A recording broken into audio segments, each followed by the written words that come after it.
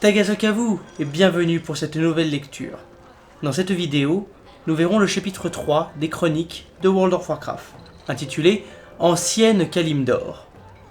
Les sous-chapitres sont l'Empire de Zul et l'éveil des Hakirs, le cycle Mantide, l'ère des 100 rois, le roi tonnerre, les deux empires, la chute du tonnerre, la révolution Pandaren, la migration Yungol, l'invasion Zandalari, le puits d'éternité et l'éveil des elfes de la nuit, la reine Ashara, la guerre des anciens, Eldemort et l'âme des dragons, la trahison d'Illidan, Suramar et les piliers de la création, la chute de Zinashari et la fracture du monde, et enfin les fardeaux de Shaoao.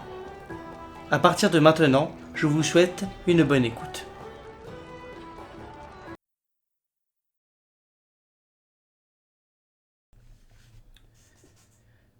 L'Empire de Zul et l'éveil des Hakirs, 16 000 ans avant la porte des ténèbres. Génération après génération, la vie s'épanouit sur le monde ordonné d'Azeroth. C'était particulièrement visible dans les régions densément boisées autour du puits d'éternité. La fontaine de l'énergie arcanique d'Azeroth accélérait les cycles de croissance et de renaissance. Les formes de vie primitives qui peuplaient cette zone ne tardèrent pas à acquérir une conscience. Parmi ces créatures, les premiers et les plus prolifiques furent les trolls, une race de chasseurs-cueilleurs sauvages qui prospérait dans les jungles et les forêts d'Azeroth. Les trolls n'étaient que moyennement intelligents, mais ils possédaient une agilité et une force incroyables. Leur physiologie unique leur permettait aussi de se rétablir des blessures physiques à une vitesse stupéfiante, et ils pouvaient même, au fil du temps, régénérer les membres perdus. Les premiers trolls développèrent tout un éventail de coutumes superstitieuses. Certains s'adonnaient au cannibalisme et se consacraient à la guerre. Quelques rares individus cherchaient à acquérir le savoir à travers des pratiques mystiques et de la méditation. D'autres encore se tournaient vers une forme de magie sombre et puissante connue sous le nom de vaudou. Cependant, quelles que soient leurs coutumes individuelles, les trolls partageaient tous une religion unique centrée sur les insaisissables dieux sauvages de Kalimdor. Les trolls appelaient ces êtres de pouvoir Loa, et ils les vénéraient comme des déités. Poussés par leur révérence pour les dieux sauvages, les trolls se rassemblèrent près d'une série de pics et de plateaux au sud de Kalimdor, où résidaient nombre des Loas qu'ils honoraient. Les trolls baptisèrent cette chaîne de montagnes Zandalar, et ils bâtirent rapidement de petits campements sur ses flancs. Le plus puissant groupe de trolls était la tribu de Zandalar. Ses membres prirent possession de presque tous les plateaux les plus élevés de Zandalar, les considérant comme des terres sacrées. Ils construisirent une petite concentration d'hôtels rudimentaires au sommet des plus hauts pics. Avec le temps, ces derniers se développèrent jusqu'à devenir une ville-temple animée, Zuldazar.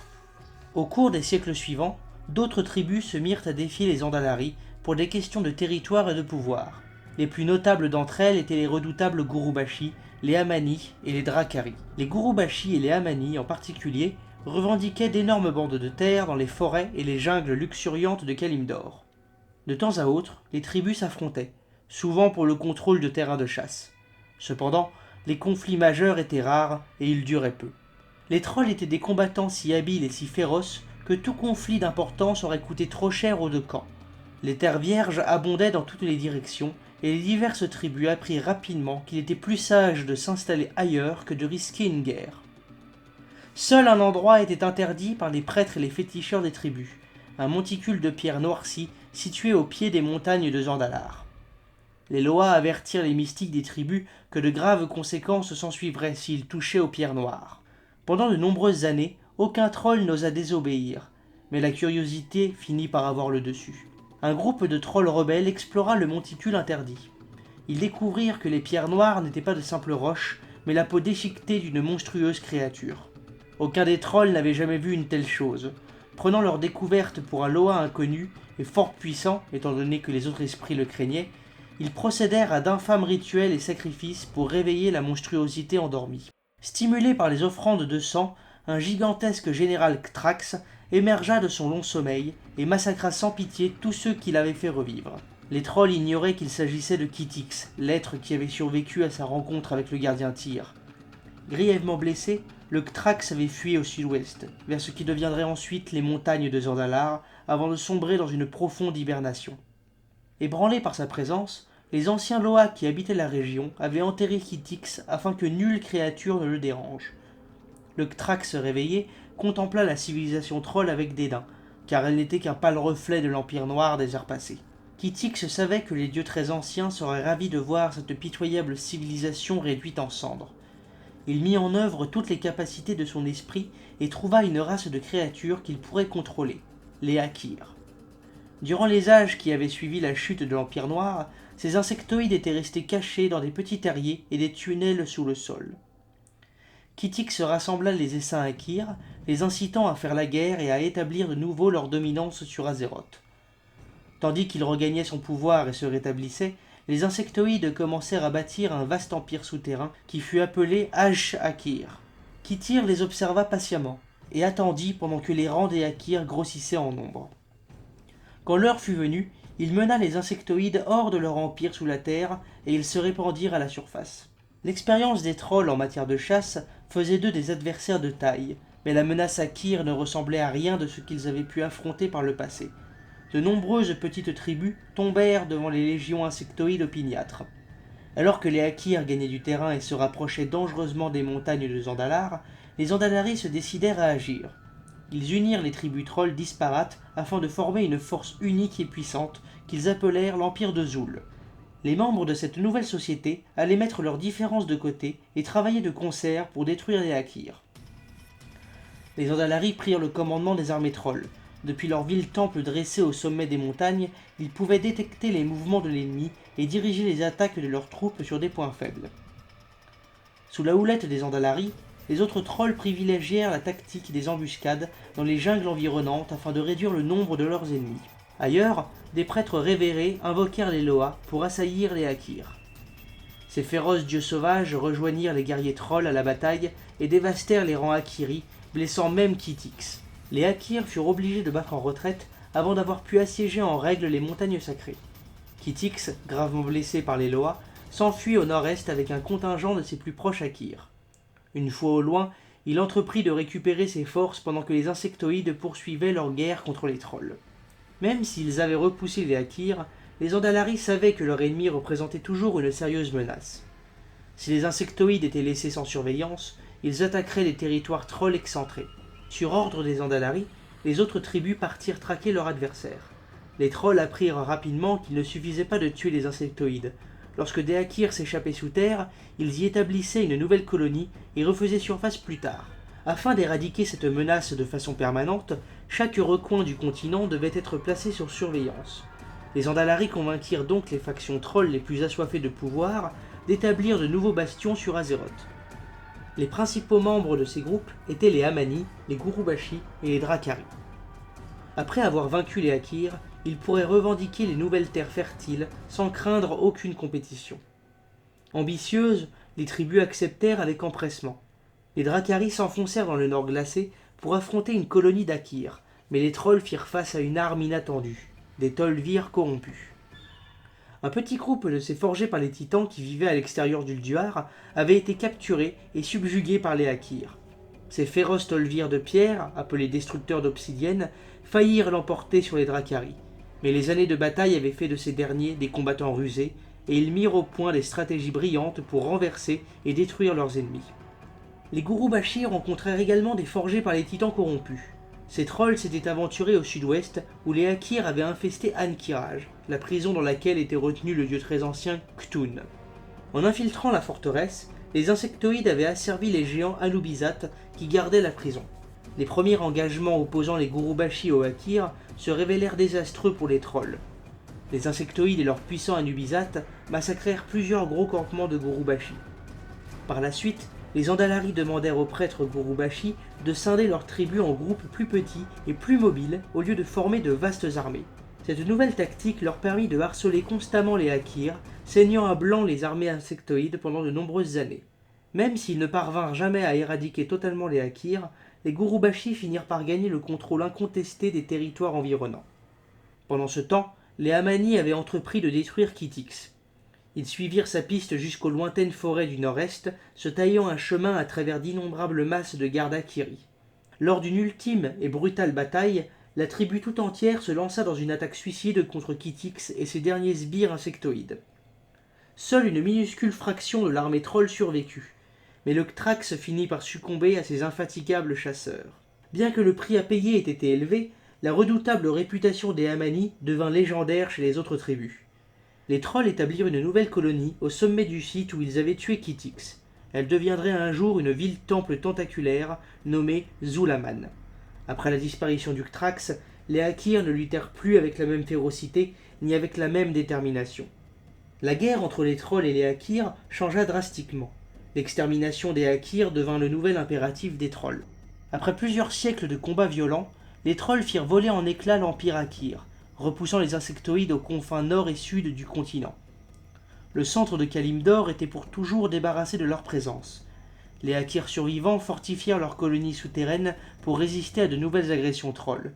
Ils ne montrèrent plus aucun intérêt pour le combat. Pour finir, les trolls se proclamèrent victorieux. Sans la guerre pour les unifier, les factions trolls s'isolèrent de plus en plus les unes des autres. Les bastions reculés des différentes tribus se transformèrent en foyers animés, en villes-temples, et pour finir, en empires à part entière. Les Andalaris se retirèrent sur leurs plateaux montagneux afin de poursuivre leur quête de connaissances spirituelles, mais ils conserveraient toujours une influence considérable sur les sociétés trolls disparates. Les Nérubiens, les Kiragi et les Mantides. Les insectoïdes au nord se rassemblèrent près de la prison souterraine Yogg-Saron.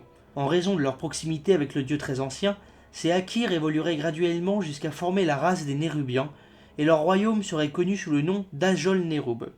Les Akirs au sud-ouest établirent leur repère à Ankiraj, la prison conquise d'Oktun. La présence malsaine du dieu très ancien captif allait lentement dénaturer la forme des Akirs, les remodelant en une nouvelle race, celle des Kiragi. Les Akirs au sud-est se regroupèrent là où l'essence d'Irsarge polluait encore les terres. Ces insectoïdes finiraient par donner la race des Mantides. Avant même la chute de l'Empire Akir, ils établirent la grande colonie de Mantives, près du Val de l'Éternel Printemps.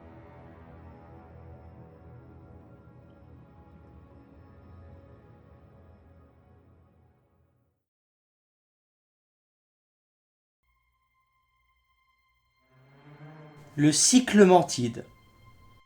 Durant les derniers soubresauts de la guerre contre les trolls, une enclave d'Akir se forma à la frontière sud de Kalimdor. Sous les racines des grands arbres qui parient, les insectoïdes établirent un nouvel empire. Connus par la suite sous le nom de Mantides, ils ne voyaient aucun intérêt à poursuivre une lutte qu'ils savaient ne pas pouvoir remporter. Une telle retenue était inhabituelle chez les insectoïdes, mais ainsi fonctionnait le raisonnement des Mantides. Ils vénéraient toujours avec ferveur les dieux très anciens et croyaient que leur ancien maître se libérerait un jour de leur prison pour établir de nouveau leur contrôle sur Azeroth. La meilleure façon de servir ces entités n'était pas de dilapider les troupes mantides, mais de les conserver, de les perfectionner et de parachever leur entraînement. Les mantides allaient se renforcer sans mettre en danger leur survie. Une impératrice révérée dirigeait les activités quotidiennes des mantides, mais un autre groupe contrôlait la destinée des insectoïdes. Ses membres se donnaient le nom de Klaxi, ce qui signifiait prêtre dans leur langue natale. Ils guidaient les actions de l'impératrice et des essaims mantides dans l'espoir de préserver et de renforcer leur race. Plutôt que de chercher à se venger des trolls, les Klaxi tournèrent leur attention vers un autre ennemi. Non loin de là vivaient des Mogus, de puissants forgés par les titans qui avaient gardé le Val de l'Éternel Printemps pendant des ères. Les Mantides étaient attirés par cette vallée mystique. Ils n'en avaient pas conscience à cette époque, mais ils étaient agités par la présence persistante du dieu très ancien Irsarge, dont le cœur purulent avait été enfermé sous le Val par le grand gardien Ra.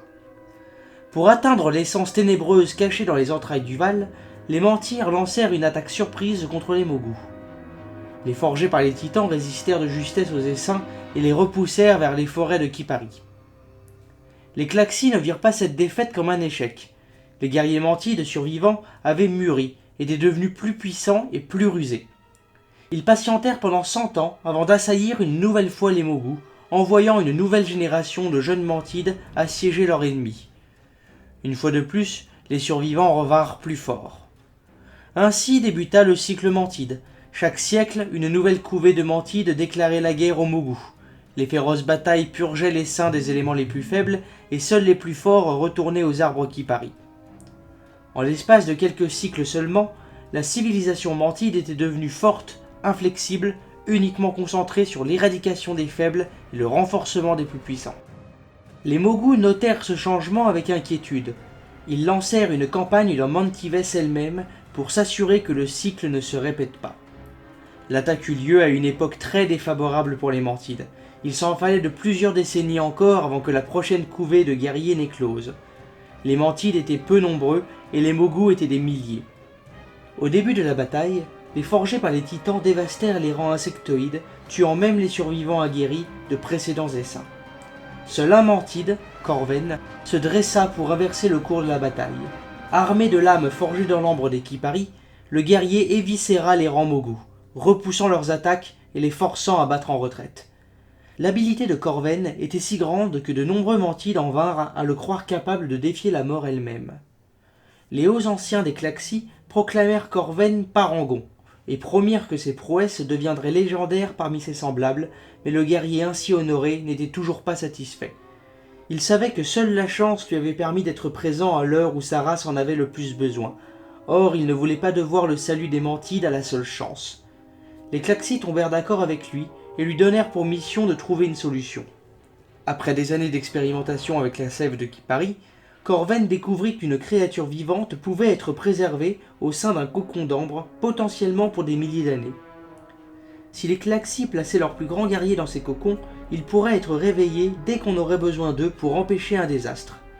Corven devint le premier à subir cette préservation. En l'honneur de ces hauts faits, les Klaxis le nommèrent Corven le Premier. De nombreux parangons allaient suivre son exemple. Tandis que Corven reposait dans sa tombe d'ambre, le grand cycle qu'il avait sauvé quasiment à lui seul se poursuivit sans interruption pendant d'innombrables générations.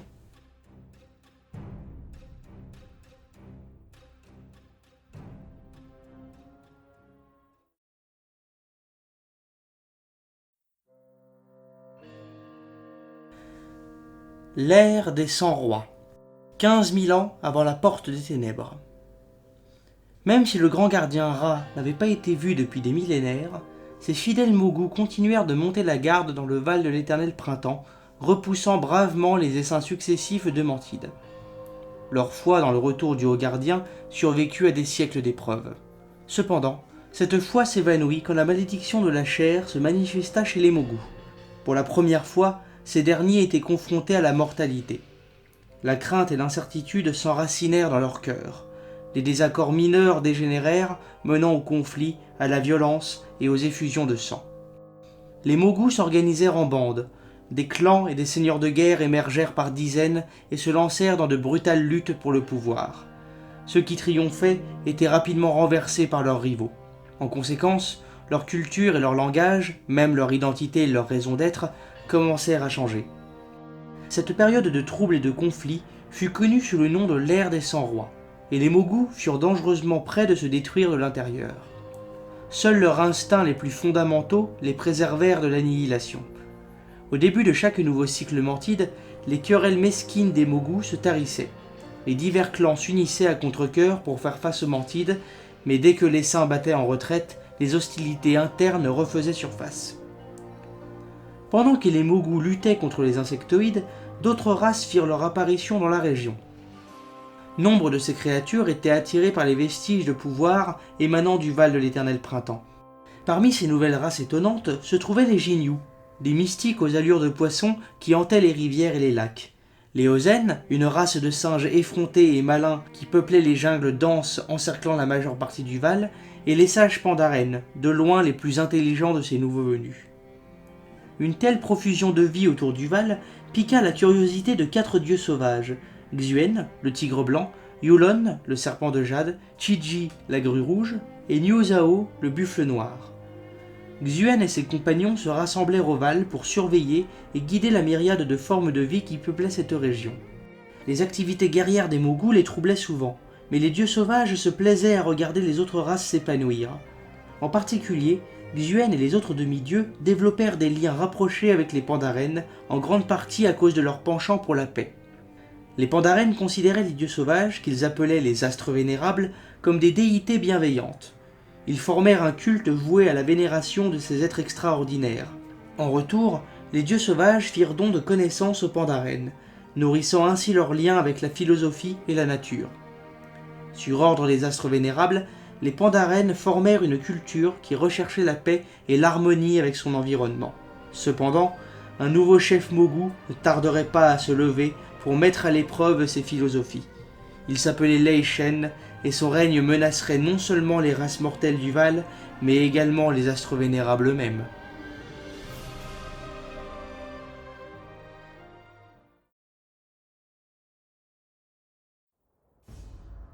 Le roi Tonnerre, de 15 000 à 12 200 ans avant la Porte des Ténèbres. Tandis que les Pandaren et les autres races prospéraient autour du Val de l'Éternel Printemps, les Mogu poursuivaient leur querelle incessante. Ce fut durant ce cycle de violence qu'un guerrier du nom de Lei Shen accéda au pouvoir. Descendant d'un petit seigneur de guerre, le jeune Lei Shen était parfaitement accoutumé à la brutalité des guerres de clans. Malgré son habileté à la bataille et ses victoires, il voyait dans ses conflits répétés et ses manœuvres politiques un gaspillage du potentiel des Mogu. Néanmoins, il se conduisit toujours en fidèle vassal de son père. Un proche conseiller finit par trahir et assassiner le père de Lei Shen. Presque tous les hommes du seigneur de guerre déchu cherchèrent refuge dans les rangs d'autres clans, abandonnant Lei Shen à son sort. Seule une poignée de ses hommes d'armes loyaux refusa de le quitter. Au lieu de se laisser aller à la vengeance et de perpétuer la violence, le jeune homme choisit de partir en exil. Il erra dans la région, méditant sur ce qu'il considérait comme les failles de ses semblables. Bientôt, Lei Shen eut soif de réponses que son intellect et sa raison ne suffisaient plus à lui fournir. Il se lança en quête du maître des Mogu, depuis longtemps disparu, le grand gardien Ra. Durant les derniers siècles, celui-ci était devenu plus connu sous le nom de Raden, maître Ra, dans la nouvelle langue des Mogu. Les congénères de Lei Shen étaient rares à croire que le haut gardien était encore vivant. Pourquoi leur ancien créateur aurait-il permis qu'il souffre de la malédiction de la chair? Lei Shen pensait que Raden avait un plan, un but suprême, et que les épreuves actuelles des Mogu n'étaient qu'un test. Peut-être s'agissait-il de la volonté des titans eux-mêmes. Après tout, Raden était leur instrument vivant. Après des années de recherche, Lei Shen localisa l'entrée des caveaux dissimulés sous les terres au nord du Val, des chambres sacrées que les Mogu avaient totalement oubliées en raison de leur guerre continuelle. Il y trouva le haut gardien, paisiblement assis dans l'atmosphère tranquille qui régnait sous terre. Raden n'eut aucune réaction devant l'intrusion du jeune Mogu, et il garda le silence alors même que Lei Shen commençait à le questionner sur le véritable destin de son peuple. Les jours et les semaines passèrent, et la frustration de Lei Shen grandit face au silence de son maître. Finalement, le Mogu comprit que Ra n'était ni en train de peaufiner un plan subtil, ni absorbé par l'œuvre des titans. Le haut gardien avait simplement baissé les bras. Les souffrances des Mogu étaient causées par l'absence de leur maître, rien de plus. Lei Shen laissa éclater sa colère contre Ra, l'accusant d'abandonner les titans et leur objectif. La dureté de ses paroles fit sortir le haut gardien de sa léthargie. Ra emmena Lei Shen à la montagne fulminante toute proche, où des orages éternels mugissaient et déchiraient le ciel. Aucun Mogu n'avait jamais osé escalader ces pentes, car elle avait la réputation d'être un lieu interdit. Au cœur d'un immense caveau ornementé, Raden invoqua le pouvoir affaibli d'Amantul et fit voir à Lei Shen les réponses qu'il avait demandées. Les titans du Panthéon étaient morts, assassinés par un des leurs. Le monde d'Azeroth lui-même représentait leur dernier espoir, mais il était déjà infesté de créatures du vide. Le haut gardien avait cru que ce savoir briserait l'âme de Lei Shen, tout comme il avait brisé la sienne. Cependant, le Mogu eut une réaction à laquelle il ne se serait jamais attendu. Lei Shen décida que si son maître n'éprouvait plus aucun intérêt pour la quête des titans, il se chargerait lui-même de la poursuivre. Sans avertissement, il frappa Raden et le réduisit à l'impuissance, puis le ligota dans des bandes de fer enchantées. Il vola non seulement le pouvoir incroyable de Ra, mais aussi celui d'Amantul. Une puissance dépassant l'entendement submergea l'âme de Lei Shen. Il emprisonna Raden dans la montagne fulminante, ignorant la rage et la confusion du haut gardien face à cette trahison. Quand Lei Shen descendit de la montagne et retrouva ses hommes d'armes, ceux-ci furent frappés de stupeur et d'émerveillement à sa vue. La rumeur de la nouvelle puissance de Lei Shen se répandit parmi les clans Mogu. Certains croyaient qu'il avait arraché le cœur d'un dieu et l'avait mangé. Quelques-uns prétendaient qu'il avait maîtrisé les pouvoirs anciens du Val lui-même. D'autres encore chuchotaient qu'il était un titan réincarné. Cependant, toutes ces histoires avaient un point commun. Ce roi tonnerre avait exigé que tous les Mogu plient devant lui. Il se réclamait des titans et il détruirait tous ceux qui refusaient de céder à sa volonté. Par la suite, Lei Shen entreprit d'unifier les Mogu et de leur façonner une nouvelle destinée de maître d'Azeroth et de gardien de son âme-monde. Les querelles mesquines et les guerres qui avaient gangréné leur peuple ne seraient plus tolérées. Avec la foudre et le tonnerre sous ses ordres, Lei Shen écrasa toute opposition. Les plus chanceux étaient tués rapidement, les autres furent asservis pendant des siècles. Au départ, la plupart des Mogu le suivirent par crainte, mais ces miracles ne tardèrent pas à inspirer la dévotion. Le roi tonnerre contrôlait les reliques enchantées des gardiens. L'une d'elles était le moteur de Nalaksha, un puissant dispositif que Lei Shen avait découvert sous les terres au nord du Val. À l'aide de cette machine extraordinaire, les Mogu commencèrent à modeler la chair et la pierre afin de créer de nouvelles créatures vivantes. Ils trouvèrent même un moyen d'annuler la malédiction de la chair chez les leurs. Sous le règne de Lei Shen, une période de prospérité, mais aussi de brutalité, débuta dans le Val. Pour les Mogu, ce fut le début d'un nouvel et glorieux empire, mais pour les autres races de la région, cet événement marqua le commencement d'une ère de tyrannie. La folie de Lei Shen. La décision de ne jamais prétendre au pouvoir de son père fut ce qui sauva la vie de Lei Shen.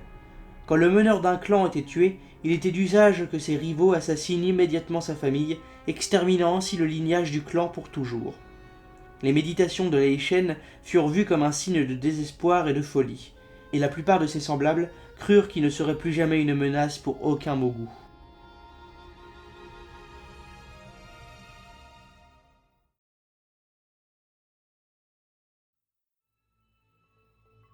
Les deux empires.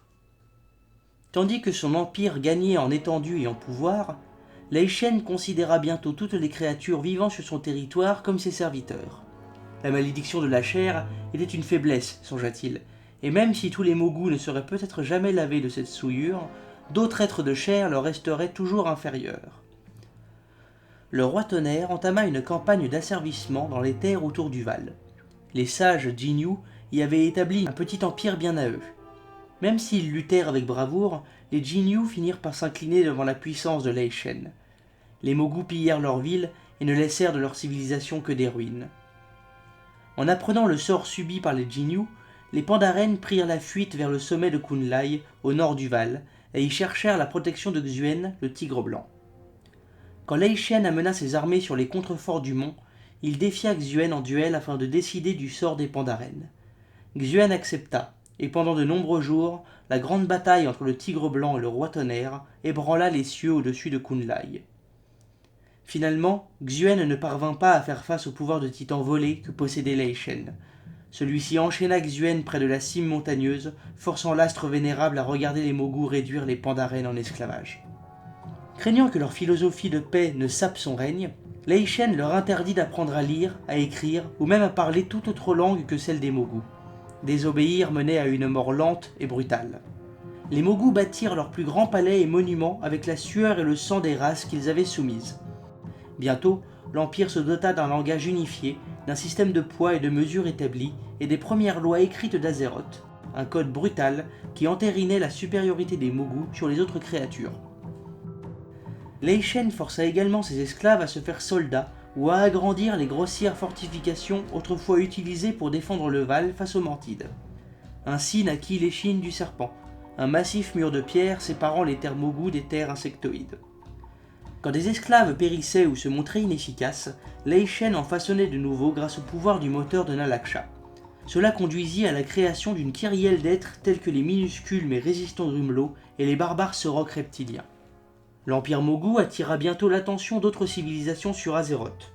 Les trolls Andalari en particulier furent stupéfaits par les pouvoirs surnaturels déployés par le roi tonnerre. Un des meneurs Andalari, le haut prêtre révéré Zulatra, vit en ces Mogu une occasion en or. Accompagné de sa suite, il se rendit au domaine du roi tonnerre avec une proposition toute simple. Les Mogu avaient peut-être la mainmise sur ce monde, mais les trolls détenaient la connaissance des terres. Les deux empires pouvaient accroître mutuellement leur grandeur et partager leurs secrets. Une fois alliés, ils ne rencontreraient aucune opposition sur Azeroth.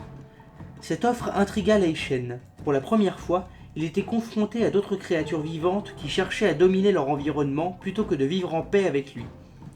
Les Mogus s'aventuraient rarement loin de leur pays. Les superstitions ainsi que le devoir ancré en eux de protéger le Val influençaient toujours leur action. Ils pouvaient explorer le monde en ignorant ou s'allier avec les trolls et apprendre rapidement ses mystères.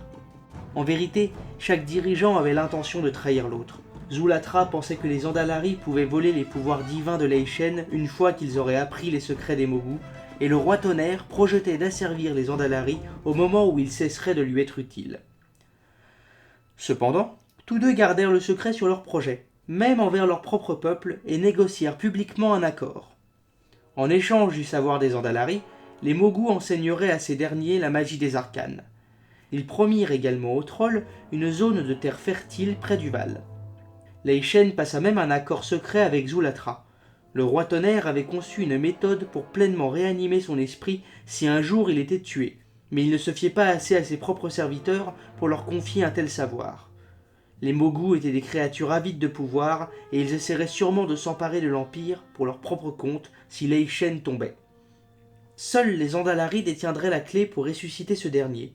Sans lui, les trolls savaient qu'ils n'apprendraient jamais tous les secrets des arcanes. Ils ne pourraient pas non plus obtenir son incroyable pouvoir. Les deux chefs poursuivirent leurs intrigues, mais leur trahison ne se concrétiserait jamais. En effet, chacun découvrit en l'autre un allié inestimable, et leur pacte perdura pendant de nombreuses années. La trahison aux Zen. À l'apogée de leur empire, les Jinyu entretenaient de proches relations avec les Ozen. Les deux races se décidèrent de s'entraider pour résister à l'assaut des Mogus. Cependant, à l'aube de la bataille finale contre Lei Shen, les Ozen trahirent les Jinyu. Ces soi-disant alliés avaient secrètement juré loyauté au roi Tonnerre en échange d'un traitement de faveur, promesse qui ne fut jamais tenue. Cet acte de trahison scella la défaite des Jinyu et alluma une âpre querelle raciale entre ces derniers et les Ozen, querelle qui allait durer pendant des générations. Le destin des astres vénérables. Quand Lei Shen enchaîna le tigre blanc, les autres astres vinrent en aide au Pandaren. Mais comme Xuen, ils succombèrent tous au roi Tonnerre. Par la suite, ce dernier interdit de vénérer les astres sous peine de mort. Les Pandaren perdirent une grande partie de leurs liens avec les dieux sauvages, mais pas tous. Quelques esclaves courageux transmirent en secret les enseignements de leurs anciens protecteurs.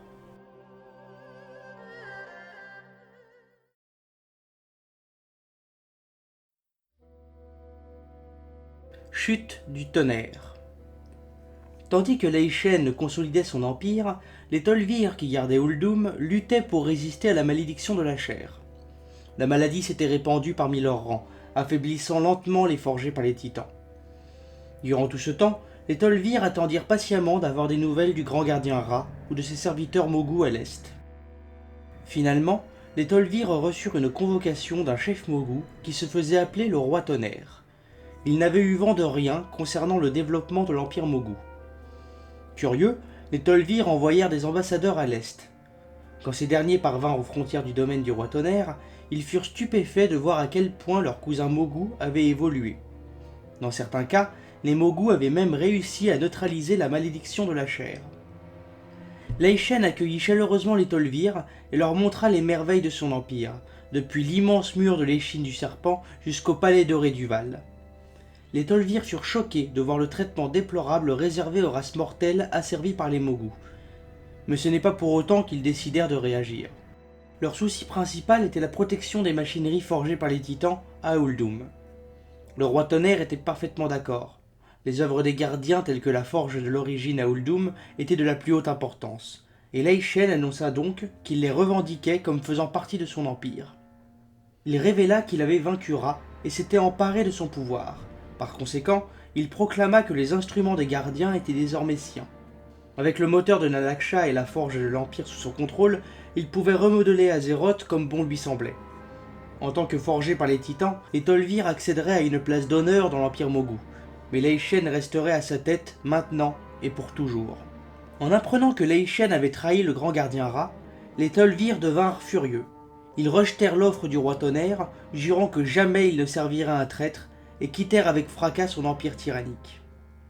Lei Shen autorisa les ambassadeurs à s'en aller, mais les prévint qu'ils prendraient par la force ce qu'ils convoitaient. Il était impossible que leur armée tienne tête à la sienne. Le roi Tonnerre était si sûr de lui qu'il convia Zulatra à être témoin de ce qui serait, selon lui, la plus grande victoire de l'empire Mogu. Les vieux chefs Zandalari en convinrent. Lei Shen avait déjà artificiellement prolongé la vie des trolls, mais une fois que toutes les œuvres des gardiens seraient sous contrôle Mogu, ils accéderaient au secret de l'immortalité. Presque tous les meneurs Zandalari de haut rang accompagnèrent Zulatra en guise de garde d'honneur, s'attendant à revenir dans leur capitale de Zuldazar avec le don de la vie éternelle. Lei Shen mena ses armées Mogu ainsi que les trolls vers l'ouest. Les Zandalari avaient entendu des légendes sur les terres entourant Uldum, mais ils ne les avaient jamais vues de leurs propres yeux.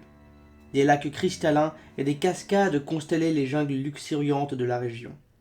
C'était un paradis grouillant de vie et de merveilles inconnues, aussi loin que portait le regard.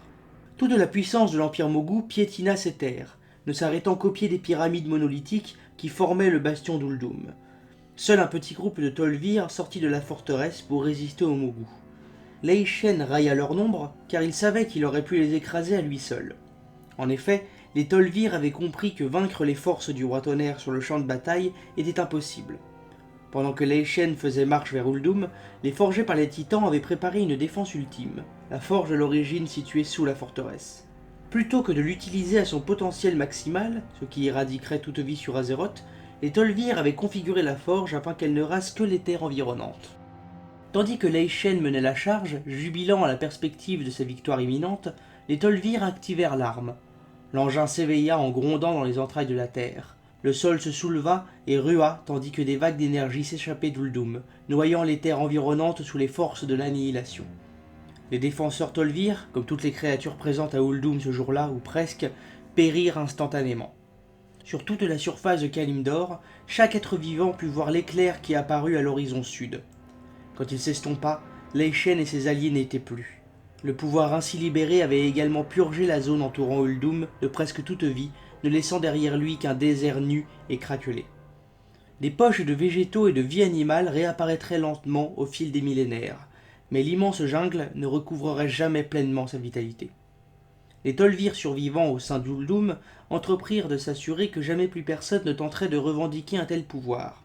Ils dissimulèrent par magie les quelques passes montagneuses permettant d'accéder à la région. Par cet acte, les Tolvir voilèrent efficacement Uldum aux yeux des mortels. Le noble sacrifice des Tolvir avait arraché la forge de l'origine aux mains de Lei Shen et empêchait tout autre empereur Mogu de l'imiter. La mort de Lei Shen et de la caste supérieure des Zandalari laissa d'immenses vides de pouvoir dans les deux empires. Avant que les Tolvir n'enveloppent Uldum dans leur grande illusion, une poignée de loyalistes du roi Tonnerre récupérèrent le cadavre de Lei Shen. Ils le ramenèrent dans l'Empire et le conservèrent précieusement dans la tombe des conquérants. Cependant, comme la majeure partie des dirigeants Zandalari étaient morts, il n'y avait plus personne pour le réanimer. Plusieurs empereurs succédèrent à Lei Shen, mais aucun ne détiendrait jamais autant de pouvoir que lui. Les Zandalari passèrent eux aussi des générations à se remettre des pertes subies à Uldum. Cet événement catastrophique avait porté un coup fatal aux deux empires. Ni l'un ni l'autre ne regagnerait jamais sa gloire passée, et au fil du temps, tous deux s'effriteraient avant de disparaître.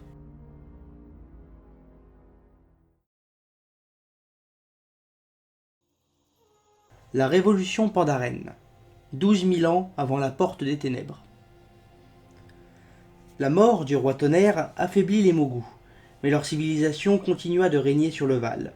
Les esclaves de l'Empire souffrirent considérablement sous les ordres des barbares successeurs de Lei Shen, chaque dirigeant semblant plus cruel que son prédécesseur. Le dernier empereur Mogu, Lao Fei, gagna rapidement le surnom de lieur d'esclaves après son accession au pouvoir. Il vivait dans la décadence, convaincu que son approvisionnement en esclaves dociles ne faiblirait jamais. Pour s'assurer leur pleine soumission, Lao Fei démantelait les familles d'esclaves en punition des transgressions les plus mineures. Les parents étaient séparés, les enfants étaient envoyés à l'échine du serpent pour servir de chair à canon face aux essaims mantides. C'est ce sort qui s'abattit sur la famille d'un maître brasseur Pandaren nommé Kang. Son fils fut envoyé aux Mantides, et sa femme mourut en essayant d'empêcher son départ. Quand les Mogu eurent laissé sa demeure et sa vie en ruine, Kang faillit succomber au désespoir. Mais ses pensées ne tardèrent pas à se concentrer sur une question bien précise. Pourquoi ? Pourquoi les Mogu leur infligeaient-ils une telle souffrance ? Kang médita sur la servitude de son peuple, et il parvint à une conclusion radicale. L'extrême cruauté des Mogu envers leurs esclaves n'était pas un signe de force, mais un symptôme de leur faiblesse. Ils étaient devenus dépendants de leurs serviteurs. Sans eux, ils n'étaient rien.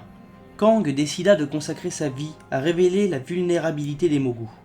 Mis à part ceux qui étaient envoyés défendre l'échine du serpent, aucun esclave n'était autorisé à toucher une arme, crime punissable de mort.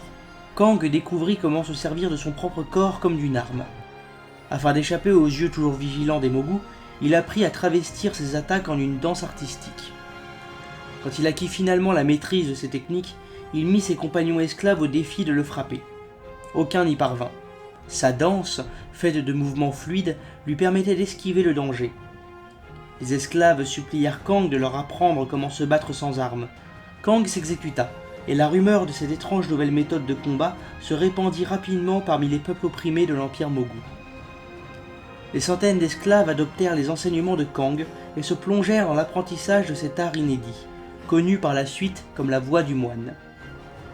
Quand des rumeurs de ce mouvement parvinrent aux oreilles des Mogu, Kang déplaça ses apprentis au sommet de Kunlai, parfaitement conscient qu'ils n'étaient pas encore assez forts pour renverser leur oppresseur. En secret, les rebelles Pandaren bâtirent un monastère au sein des pics battus par le vent et poursuivirent leur entraînement pour devenir des instruments de justice. Ce fut au sommet de Kunlai que Kang découvrit une chose à laquelle il ne s'attendait absolument pas. La prison de Xuen, le tigre blanc. Kang communia souvent avec l'astre vénérable, apprenant les secrets de la force intérieure qui réside en chaque cœur. Le maître Pandaren transmit la sagesse de Xuen à ses partisans. Finalement, les moines Pandaren furent prêts à se battre. La première victoire majeure eut lieu au caveau Mugushan, les chambres sacrées où se trouvait le moteur de Nalaksha. Les rebelles parvinrent à écarter les Mogu de la relique qui leur permettait de façonner la chair. L'attaque dévastatrice des Pandaren empêcha les Mogu de créer de nouveaux soldats dénaturés. Cette seule victoire eut pour effet non seulement d'encourager les Pandaren, mais aussi d'attirer de nouvelles races vers la rébellion. Les Ozen, les Jinyu, les Grumlow et une race robuste de créatures bovines, les Yungol, se joignirent aux efforts des Pandaren pour renverser l'Empire Mogu. Petit à petit, la révolution prit de l'ampleur. Kang avait raison, les Mogu s'étaient trop reposés sur leurs esclaves, et à mesure que ceux-ci se rebellaient, l'Empire s'enfonçait dans le chaos. Les Grumlow, maîtres de la communication et du commerce, perturbèrent les lignes d'approvisionnement des Mogu. Les puissants Yungol lancèrent des raids pour causer des ravages au nord-ouest, les rués Ozen creusèrent des tunnels pour infiltrer les plus puissants forts Mogu, les mystiques Jinyu communièrent avec les eaux de la région pour obtenir des aperçus du futur et dire aux forces de Kang où frapper et quand fuir. Finalement, les armées de Lao Fei battirent en retraite dans le Val de l'Éternel Printemps, siège royal de l'Empire Mogu. Kang savait que ces terres enchantées pouvaient assurer leur subsistance aussi longtemps qu'ils le désiraient. Pour vaincre les Mogu, les rebelles devaient donc s'exposer en lançant une attaque. Kang n'hésita pas à passer à l'action. Il mena personnellement la charge, frappant au cœur du Val. Il combattit Lao Fei à main nue et le vainquit, mais subit en retour des blessures mortelles. Le lieur d'esclaves et l'ancien esclave moururent ensemble. Enflammés par la victoire, certains des esclaves libérés songèrent à se venger sur les Mogu survivants et à les massacrer comme ceux-ci avaient massacré leurs vassaux pendant des millénaires. Cependant, un des étudiants les plus prometteurs de Kang apaisa leur soif de sang. Gardien secret de l'histoire pandaren, le pupille Song avait mémorisé la plus grande partie des contes et de la philosophie de Maître Kang. Song répéta sans relâche les histoires de Kang aux esclaves libérés, leur rappelant son engagement pour la vraie justice, non la vengeance. Il arpenta l'Empire déchu d'un bout à l'autre durant le reste de sa vie, partageant la sagesse de Kang et incitant toutes les créatures à trouver l'équilibre émotionnel en elles-mêmes. Alors que les récits de Song se répandaient, d'autres commencèrent à marcher dans ses traces. De plus en plus de Pandaren traversèrent le pays, relatant des histoires et favorisant la paix intérieure chez tous ceux qu'ils rencontraient. Ces chroniqueurs, comme ils finiraient par être appelés, devinrent des conteurs de talent et firent office de médiateurs dans les conflits. Ils étaient capables de désamorcer des situations tendues à l'aide d'allégories et de paraboles qui poussaient chaque camp à entendre raison et à trouver un terrain d'entente. Ainsi débuta une période de paix et de prospérité dans et autour du Val de l'Éternel Printemps. Les Pandaren, ainsi que les autres races qui peuplaient cette zone, prospérèrent. Un nouvel empire, cette fois bâti sur des principes de justice, de sagesse et de bienveillance, émergea pour veiller sur ce pays déchiré par la guerre. Les chats. Quand Hirsarge mourut, ses restes souillés furent dispersés dans le Val de l'Éternel Printemps et les régions alentours. Au fil du temps, la malfaisance du dieu très ancien s'infiltra dans la terre. Au cours de ses voyages, Song prit intensément conscience de ce sombre pouvoir tapi sous terre. L'essence persistante d'Hirsarge se saisissait des émotions négatives et les amplifiait, donnant naissance à des esprits malveillants, les chats. En diffusant les enseignements de Kang, Song espérait pouvoir aider les Pandaren et les autres races à contrer l'influence négative du dieu très ancien et à défaire les chats.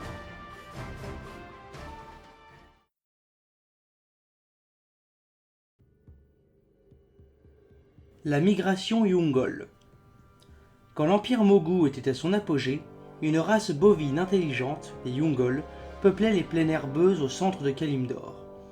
Ces créatures robustes vivaient en harmonie avec la nature, conduites par le sage demi-dieu Cenarius. Contrairement à beaucoup de dieux sauvages, Cenarius avait une apparence humanoïde.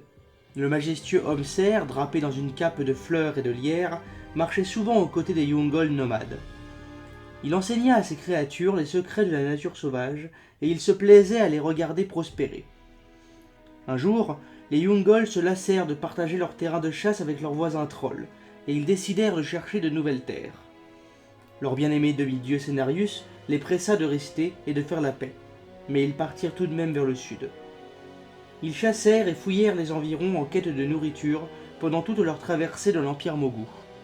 L'empereur de l'époque, Qiang l'impitoyable, trouva les Yungol fascinants avec leur immense force physique. Il ordonna à ses sculptes chers de capturer les nomades et de les transformer en serviteurs encore plus puissants et intelligents, tout en tempérant leurs instincts les plus sauvages. Pendant des générations, les Yungol souffrirent sous le joug tyrannique de l'oppression Mogu, jusqu'à finalement se soulever avec les autres esclaves pour renverser leur maître cruel. Même si les Yungol avaient regagné leur liberté, ils avaient beaucoup perdu.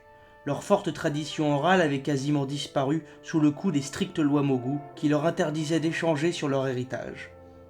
La plus grande partie de leur riche histoire s'était évanouie. Certains Yungol se raccrochaient aux maigres souvenirs et aux mythes incomplets mentionnant un demi-dieu bienveillant qui veillait autrefois sur eux. D'autres insistaient pour que les Yungol abandonnent toute tradition et se forgent une nouvelle destinée par la force. Les désaccords s'envenimèrent, provoquant même parfois des effusions de sang. La plupart des Yungol méprisaient la violence et partirent pour le nord, déterminés à retrouver une vie de chasse et de cohabitation avec les esprits de la nature.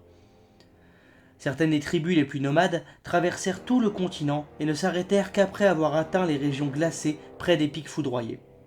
D'autres tribus s'installèrent dans les zones tempérées au centre de Kalimdor et retrouvèrent leur ancien bienfaiteur, Cenarius. Rejoindre leurs terrains de chasse ancestraux leur permit de découvrir leur ancienne tradition. Ceux qui étudièrent avec Cenarius apprirent la magie druidique du monde naturel, tandis que d'autres maîtrisèrent l'art de contrôler le pouvoir chamanique. Cependant, tous les Yungol ne quittèrent pas le Val. Ceux qui restèrent en arrière se retrouvèrent rapidement en désaccord avec les Pandaren et les autres esclaves affranchis. Les sculptes chers Mogu n'avaient pas entièrement réprimé la nature impétueuse des Yungol, et les conflits se succédèrent sur des questions de terre et de ressources.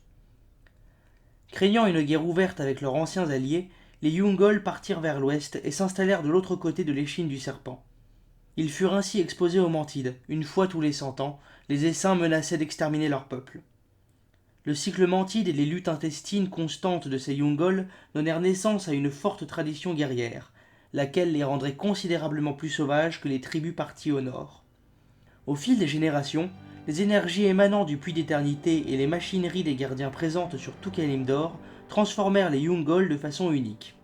Ceux qui vivaient près du Val conserveraient le nom de Yungol, même s'ils devinrent plus portés sur la guerre que leurs lointains cousins. Ceux du centre de Kalimdor, près du puits d'éternité, prendraient le nom de Tauren. Les tribus qui s'aventurèrent au nord, près de la Forge des Volontés, seraient appelées les Tonka, et s'adapteraient au sol gelé de la région.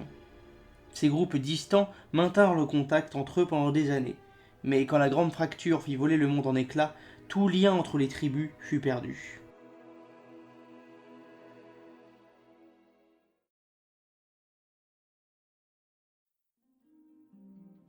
L'invasion Zandalari, 11 900 ans avant la Porte des Ténèbres. Les Andalari avaient toujours conservé des relations distantes avec les Mogu après la mort de Leishen. Même si les trolls avaient trouvé utiles les connaissances Mogu sur la magie des arcanes, ils avaient en horreur les constantes querelles entre clans et leurs manœuvres politiques tendues. Quand il devint clair qu'aucun clan Mogu n'aurait le dessus sur les autres, les Andalari s'abstinrent de jurer loyauté à une faction en particulier. En revanche, ils n'oublièrent jamais la promesse que leur avait faite Leishen. Une grande parcelle de terrain près du Val de l'Éternel Printemps appartiendrait pour toujours aux trolls. Quand l'Empire Mogu finit enfin par s'effriter, les Andalari y virent l'occasion de prendre ce qu'ils avaient toujours considéré comme leur revenant de droit. Cependant, ils n'entrèrent pas immédiatement en action. Des débats internes firent rage dans leur capitale de Zuldazar afin de déterminer si le territoire devait être acquis par la diplomatie ou par la force. En définitive, ce fut un descendant du grand haut prêtre Zulatra qui remporta l'adhésion de ses semblables. Il s'appelait Mengazi, et il savait que les Pandaren n'étaient guère susceptibles d'honorer l'accord passé entre les Andalari et les Mogu. Les anciens esclaves avaient de plus renversé leur maître. Ils pouvaient donc être suffisamment forts pour opposer aux trolls une farouche résistance s'ils avaient le temps de se préparer. Afin de réussir à revendiquer leurs terres, les trolls devaient frapper sans prévenir et avec suffisamment de puissance pour briser la volonté des Pandaren. Ils firent alors marche vers le sud, décidés à s'emparer d'une région fertile au nord de Kunlai. Les Andalari prirent d'assaut la colonie principale dans cette zone, un paisible village de fermiers Pandaren. Pénétrés de pouvoirs mystiques et chevauchant des sauriens, leur colossale monture de guerre, les trolls massacrèrent presque tous les habitants de la colonie. Les rangs Andalari s'enfoncèrent ensuite dans la forêt de Jade, une jungle dense qui était devenue le cœur du nouvel empire Pandaren. Quand la rumeur de cette invasion parvint à d'autres colonies Pandaren, elle créa un mouvement de panique. Aucune armée de métier n'existait pour contrer les trolls. Durant les décennies qui avaient suivi la révolution des esclaves, peu d'entre eux avaient éprouvé le besoin de poursuivre les traditions militaristes des Mogu, préférant laisser la population vivre en paix, sans autorité globale. La seule véritable force armée était un ordre de moines chargé par l'empereur Pandaren de patrouiller sur l'échine du serpent et de faire face aux périodiques essaims mantides. Les moines quittèrent en toute hâte l'échine du serpent pour défendre leur pays contre les trolls. Mais ils se retrouvèrent désespérément dépassés en nombre et en habileté. Les trolls employaient une forme de combat que nul n'avait jamais vue, plongeant dans la bataille sur le dos de pterodactyles reptiliens et de chauves-souris géantes. Les Pandaren n'avaient aucun moyen de contrer ces féroces attaques aériennes. En fin de compte, le salut vint d'une jeune Pandaren nommée Jiang. Quand elle n'était qu'une enfant, elle avait trouvé un jeune serpent nuage, seul et grièvement blessé, après qu'une terrible tempête eût détruit son nid. À l'époque, les Pandaren considéraient les serpents nuages volants comme des bêtes violentes et indomptables, mais Jiang s'occupa de lui jusqu'à ce qu'il guérisse. Elle s'en fit un ami, et les habitants de son village les voyaient souvent voler ensemble dans le ciel. Alors que les moines menaient une bataille perdue d'avance sur les falaises de la forêt de Jade, Jiang et son compagnon serpent, l'eau, fondirent sur leur ennemi depuis les cieux. La fureur et le feu de l'eau brisèrent les rangs Andalari, les poussant à battre en retraite. La nouvelle de cette victoire se répandit dans tout l'Empire, donnant l'idée à d'autres Pandaren d'imiter l'exemple de Jiang. Ils domestiquèrent les puissants serpents nuages, et bientôt, une petite armée se dressa pour combattre aux côtés de Jiang. Ces braves Pandaren formèrent par la suite l'ordre du serpent nuage. Le cours de la guerre s'était inversé. Les trolls savaient qu'ils ne pouvaient plus gagner de façon conventionnelle. Mengazi décida donc d'une ultime tactique, ressusciter le roi tonnerre, Leishen. Ce dernier, qui ne s'était fié à aucun de ses subalternes Mogu pour l'aider à renaître après sa mort, avait confié ce secret aux Andalari. Les trolls savaient que le roi tonnerre aurait le pouvoir d'éliminer les chevaucheurs de serpents importuns et de détruire toute armée au sol. Une bataille rangée éclata près de la tombe des conquérants, où reposait le corps de Leishen. Jiang se sacrifia dans une ultime attaque désespérée, tuant Mengazi. Les autres Andalari ne tardèrent pas à rompre les rangs et à fuir vers leur demeure, couverts de honte. Par cet acte héroïque, Jiang avait empêché les trolls de ressusciter le terrible roi tonnerre. De grandes célébrations eurent lieu dans tout l'Empire, mais les Pandaren pleurèrent également les vies perdues, en particulier celle de Jiang. Pendant des décennies après le conflit, les témoins virent l'eau tourner en rond dans le ciel au-dessus de la forêt de Jade, comme s'il cherchait son ami. Les autres chevaucheurs de serpents honorèrent la mémoire de Jiang en codifiant ses enseignements. Au sein de l'ordre du serpent nuage, sa tradition de dressage et d'amitié avec ces majestueuses créatures survivrait pour les millénaires à venir.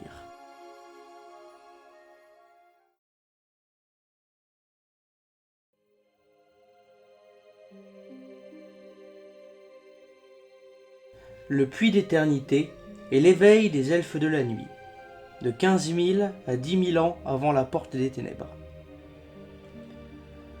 Avant leur guerre contre les Hakirs, les tribus trolls détenaient de grandes étendues de terre sur Kalimdor. Nombre de ces groupes, tels que les Gurubashi et les Amani, s'affrontaient pour des terrains de chasse et des territoires. Une tribu restait à l'écart de ces batailles pour les terres et le pouvoir. Connus sous le nom de Trolls Noirs, les membres de cette tribu vivaient dans un réseau de profondes cavernes qui s'étendaient sous le mont Ijal. Ils exécraient la lumière du jour et ne sortaient de leur terrier qu'à la nuit tombée. Les mœurs nocturnes des trolls noirs transformèrent ces derniers au fil du temps, changeant le bleu de leur peau en nuances de gris. Les trolls noirs chérissaient leur indépendance vis-à-vis de la grande société troll et ils ignoraient en grande partie les activités des autres tribus.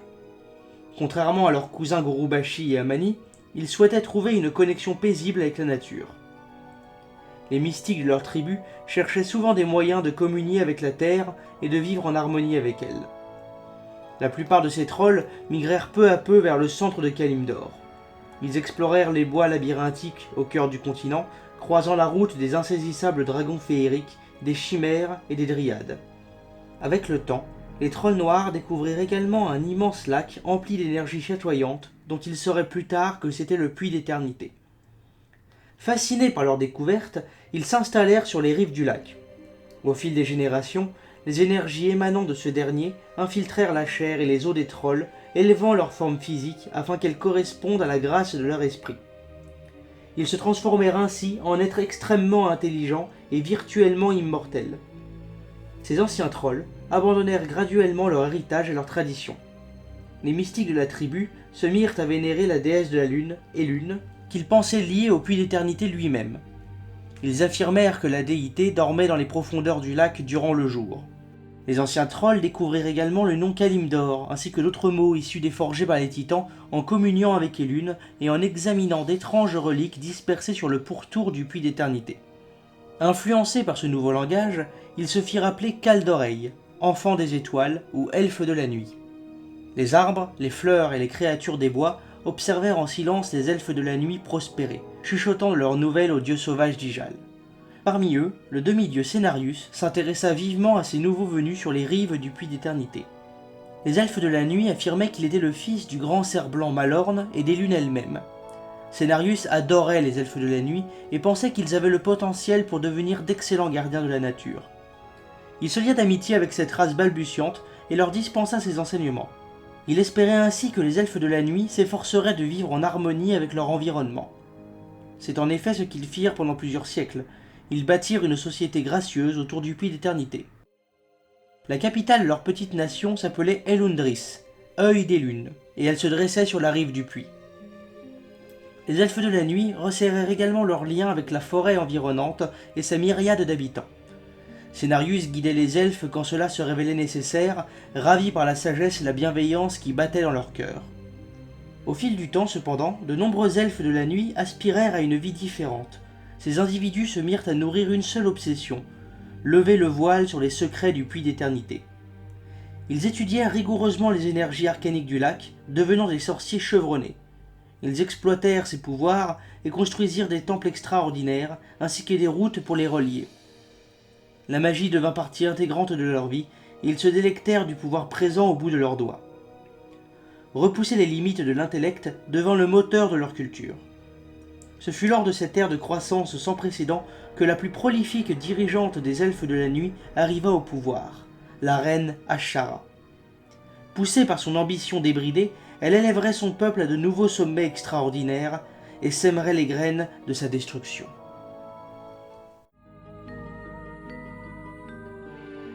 Les Sœurs des Lunes. La ville de Suramar, qui devint le centre de culte des elfes de la nuit, hébergea les Sœurs des Lunes. Cet ordre composé d'elfes de la nuit femelles était dédié à la vénération de la déesse de la lune. Les prêtresses de cet ordre étaient impliquées dans presque tous les aspects de la civilisation elfique à ses débuts, faisant office de guides spirituels ou aidant à défendre leur territoire naissant contre les menaces extérieures.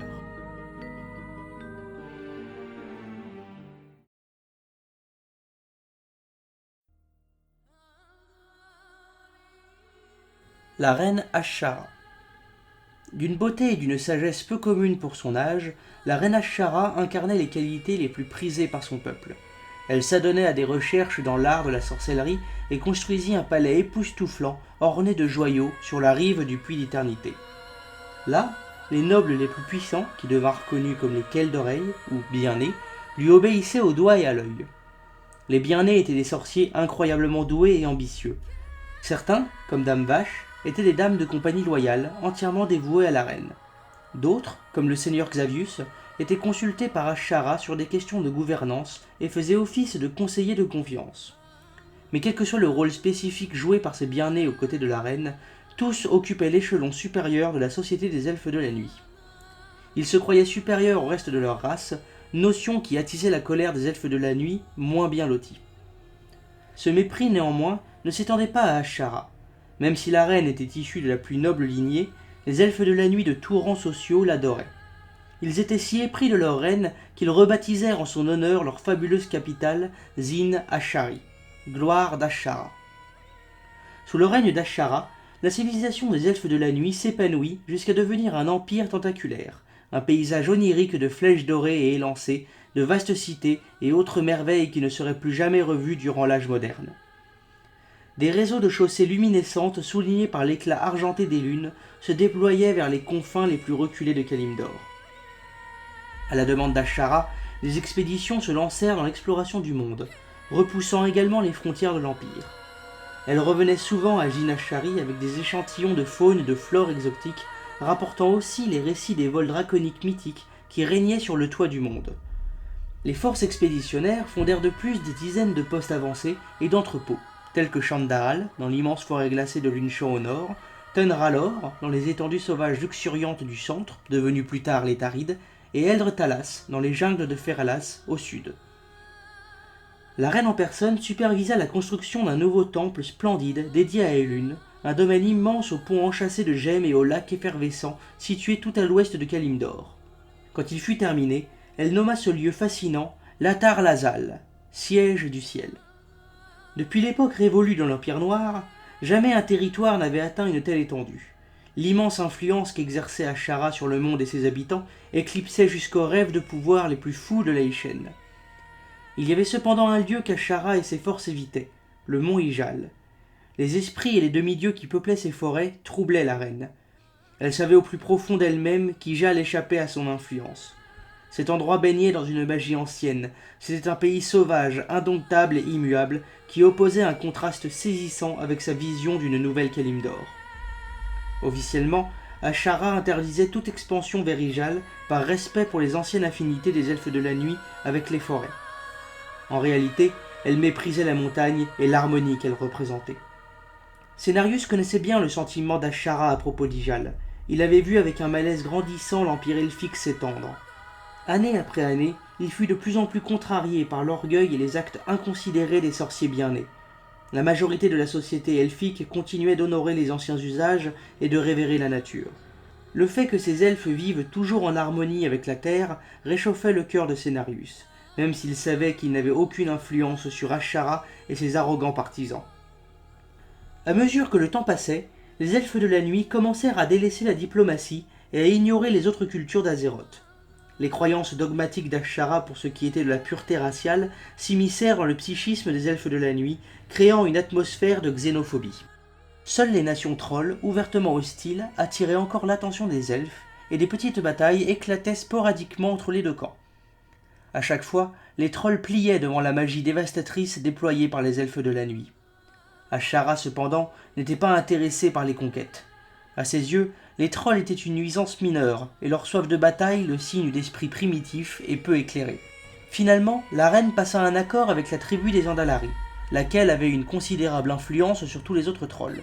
En échange de l'arrêt des incursions trolls sur le territoire elfique, les Andalari seraient autorisés, par la grâce d'Ashara, à conserver Zandalar, les monts sacrés au sud du puits d'éternité. Les trolls acceptèrent à contre-cœur, parfaitement conscients qu'ils n'avaient aucune chance face au pouvoir arcanique de leur ennemi. Cet accord honteux alimenta le profond ressentiment que les trolls éprouvaient envers les elfes de la nuit, haine implacable qui s'étendrait aux générations à venir. Les trolls n'étant plus une menace, Ashara continua l'expansion de son domaine. Mais alors même qu'elle s'y attelait, elle passait plus de temps confinée dans son palais, obsédée par le puits d'éternité et par les secrets arcaniques qu'il contenait. Persuadée que les elfes de la nuit n'avaient exploité jusqu'ici qu'une infime portion de son pouvoir, elle poussa les bien-nés à sonder les profondeurs du puits d'éternité afin d'enrichir leurs connaissances et d'accéder à de nouveaux sommets en matière d'avancées culturelles et techniques. Ces expériences imprudentes envoyèrent des torrents de magie se déverser dans le néant distordu. Comme des papillons attirés par une flamme, les habitants démoniaques du néant furent fascinés par cette irrésistible source de pouvoir.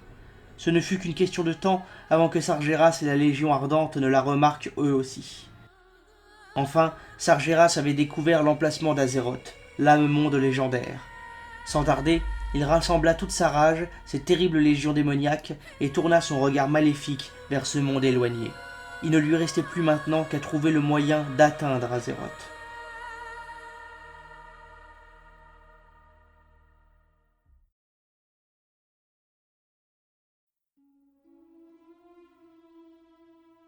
La guerre des anciens, 10 000 ans avant la porte des ténèbres. Tandis que les bien-nés continuaient leur expérience sur le puits d'éternité, un jeune elfe de la nuit nommé Malfurion Hurlerage renforçait ses liens avec la nature. Sous la tutelle du sage Cenarius, il était devenu le premier druide mortel d'Azeroth. Malfurion excellait dans ses études et passait souvent ses journées à arpenter les forêts d'Ijal. Cenarius était ravi par les progrès de Malfurion. Il avait perçu quelque chose de spécial chez cet étudiant depuis sa toute première exploration en esprit du rêve d'émeraude. Cenarius espérait que Malfurion répandrait le druidisme parmi les elfes de la nuit, les aidant ainsi à retrouver leurs racines d'harmonie. Cependant, ce changement n'affecterait pas Ashara et ses fidèles. À l'insu de la société elfique, les bien-nés avaient commencé à communier avec Sargeras. Le titan déchu espérait se servir de ses sorciers et de leur grande magie pour faciliter le voyage de la Légion vers Azeroth. Sans un portail approprié, il savait que le trajet jusqu'à ce monde prendrait une éternité. Tout comme il l'avait fait avec les Eredar sur Argus, Sargeras se rapprocha des bien-nés et misa sur leur orgueil. Le seigneur Xavius fut le premier des bien-nés à entendre l'appel de Sargeras. L'elfe ambitieux attira rapidement l'attention d'Ashara sur Sargeras. Le titan déchu promettait d'octroyer un pouvoir inconcevable à la reine des elfes et à ses serviteurs, leur permettant ainsi de refaçonner Kalimdor pour en faire un paradis. En retour, il leur demandait seulement d'invoquer ses agents dans le monde d'Azeroth afin qu'ils puissent confier ce pouvoir aux bien-nés. Séduits par la puissance de Sargeras, Ashara et ses bien-nés utilisèrent les énergies du puits d'éternité pour faire venir les sbires de la Légion. Des vagues de guerriers démoniaques se déversèrent depuis le palais de la reine, tuant tous les elfes de la nuit qui croisaient leur chemin, à l'exception de leurs alliés bien-nés. Menés par des êtres tels que Manoroth le Destructeur, Akar le Maître-Chien et Archimonde le Profanateur, la Légion s'abattit sur l'Empire elfique, causant un raz-de-marée de mort et de destruction. Des infernaux embrasés fendirent les cieux, réduisant en ruine les cités des elfes de la nuit, tandis que des milliers de gardes funestes assoiffés de sang, accompagnés de gangrechiens voraces, réduisaient les paisibles forêts de Kalimdor en amas de braises vertes fumantes.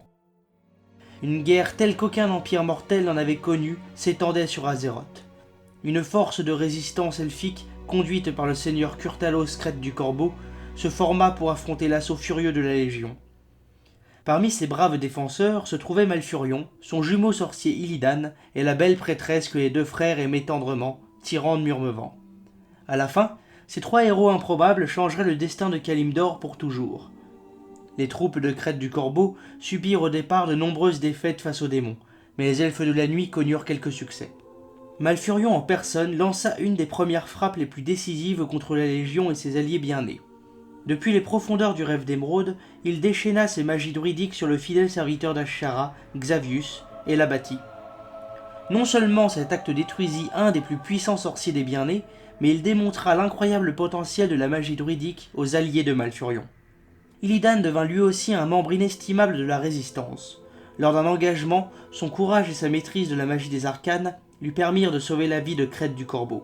Pour son altruisme, Illidan fut nommé sorcier personnel du commandant. Par la suite, il mènerait l'armée de sorciers qui luttaient pour la résistance. La prêtresse Tyrande, elle, se révéla un des membres les plus importants des Sœurs des Lunes. Grâce à sa foi inébranlable et la bienveillante déité, elle sauva un nombre incalculable d'innocents de la Légion en maraude. Par la suite, elle deviendrait la grande prêtresse des lunes, la dirigeante révérée de son culte sacré. Cependant, malgré la bravoure que montrait la résistance au combat, de plus en plus de démons se déversaient sur Azeroth à travers les portails des bien-nés.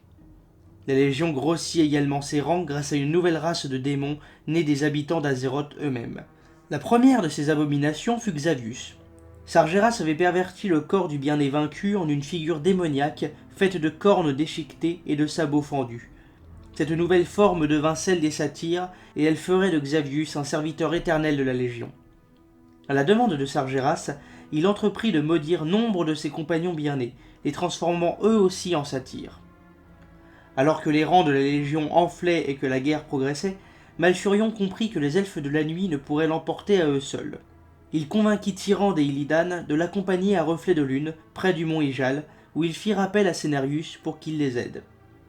Le puissant demi-dieu accepta de rallier les dieux sauvages à leur cause, mais ces derniers étaient imprévisibles par nature, et ils n'avaient pas l'habitude de lutter de concert.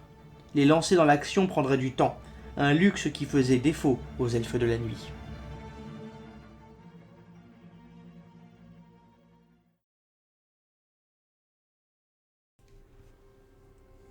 Eldemort et l'âme des dragons.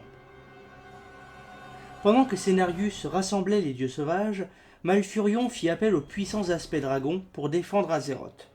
Menés par Alexstrasza, la lieuse de vie, les dragons se réunirent au temple du repos du ver pour débattre du meilleur moyen de repousser l'invasion de la Légion. Ce fut durant l'une de ces réunions que Neltarion, le garde-terre, proposa une solution. Il convainquit ses compagnons de sacrifier une portion de leur pouvoir afin de l'injecter dans l'âme des dragons, une relique singulière de sa conception. D'après ses dires, l'arme allait concentrer leur pouvoir et éradiquer la Légion de la surface d'Azeroth. À l'insu des autres aspects, Neltarion était tombé sous la coupe des murmures émis par les dieux très anciens. Au fil des âges, l'influence de ces entités infâmes avait souillé le soubassement tout autour de la prison souterraine. Les liens innés de Neltarion avec la terre l'avaient rendu particulièrement sensible à ce mal. Les ténèbres avaient peu à peu envahi le cœur autrefois noble de l'aspect. Son déclin vers le tourment et la folie l'avait amené à créer l'âme des dragons, qui serait bientôt connue sous un nom plus approprié, l'âme du démon. Lors d'une bataille enragée opposant la Légion à la résistance des elfes de la nuit, les 5 vols draconiques lancèrent leur assaut final contre leur ennemi. Travaillant de concert avec ses camarades, Neltarion libéra toute la puissance de l'âme du démon améliorée, décimant intégralement la Légion. Cependant, alors même que l'espoir commençait à poindre parmi les défenseurs, Neltarion retourna l'arme contre ses propres alliés, dragons comme elfes de la nuit. La brutale attaque de Neltarion tua presque tous les individus du vol draconique bleu. Les autres dragons tentèrent bien de l'arrêter, mais ils furent obligés de fuir. Les elfes de la nuit, horrifiés et abasourdis par cette soudaine trahison, durent eux aussi battre en retraite et quitter le champ de bataille pour échapper au courroux de Neltarion. Tandis que les énergies de l'âme du démon le pénétraient, le corps de Neltarion commença à se disloquer. Un pouvoir brut semblable au cœur bouillonnant d'un volcan engloutit son âme. Des crevasses brûlantes firent éclater la peau écailleuse de l'aspect. Des geysers de feu et de magma incandescents jaillirent de ses plaies. Avec un hurlement de rage, Neltarion se retira finalement du combat et disparut dans le ciel. Même si l'assaut de Neltarion avait été de courte durée, il avait changé le monde pour toujours. À lui seul, il avait fait voler en éclats l'unité et la puissance des grands vols draconiques. Ces derniers ne seraient plus jamais les mêmes. Maligos, meneur du vol draconique bleu, en souffrirait bien plus que les autres aspects. Voir ses compagnons mourir le rendit fou de chagrin, un chagrin qui persisterait pendant des milliers et des milliers d'années. Dorénavant, Neltarion serait appelé Eldemort. Sa traîtrise condamnerait le vol draconique noir, son propre vol, à une vie de peur et d'isolement. Durant les âges à venir, il se retrouverait traqué jusqu'au bord de l'extinction par les autres vols à cause de la trahison impardonnable d'Eldemort.